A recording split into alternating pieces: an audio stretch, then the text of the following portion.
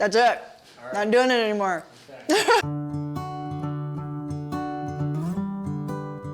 Hi guys, I'm Madeline here at Lakeside Table, and today we are making sous vide pork chops. I love to sous vide as much as possible.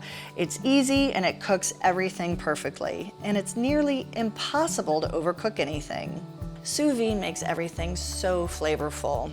So we're gonna take this giant pork chop and we're gonna sous vide it, and it's gonna come out perfectly, and we're not gonna have to poke it and prod it and cut into it. We can leave it alone, and when it comes out of the sous vide, it's going to be done perfectly. First, attach your sous vide to a large pot and fill that pot with water up to the sous vide fill line. Set the sous vide temperature to 134. Next, put your pork chops in a freezer Ziploc bag. Okay, this part is really important. If you have a way to vacuum seal your meat, do that. Otherwise, use a Ziploc bag and make sure it's a freezer Ziploc bag so it's nice and sturdy and that it's a name brand. I've done this with generic and with regular storage bags, and so is a friend of mine, Katrina. You remember what happened? Yeah, everything ends up floating in there because the bags just disintegrate.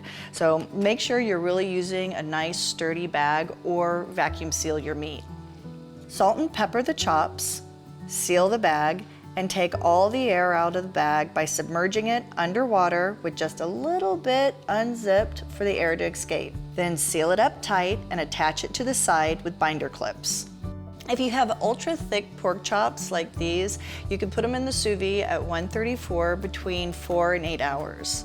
Now these I did yesterday, and I did these for 6 hours, and then I refrigerated them overnight, and then I just warmed them back up in here while we were doing this.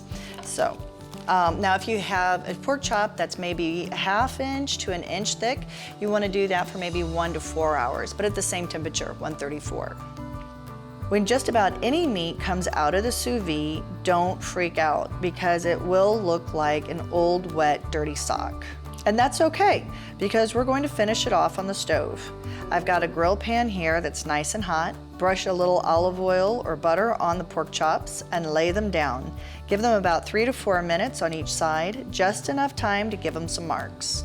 These pork chops are delicious with nothing on them, but if you'd like to get out your favorite steak sauce or herb butter, go right ahead. Put a generous side of green beans and a salad on the plate, and dinner is served. Look how tender these are. Tender, juicy, full of flavor. This is the perfect pork chop. If you don't already have a sous vide, seriously, think about getting one. I'll put a link below so you can check it out. I've got some really great recipes coming up with vegetables, a key lime pie, I mean, all sorts of really crazy stuff you'd never think you could do in a sous vide. So I can't wait for you to come back and check it out. And thanks again for hanging out with me here today. And don't forget, for the printable version of this recipe, head on over to my blog, lakesidetable.com. And until next week, go have fun in your kitchen. I'll see you later, guys. Bye-bye.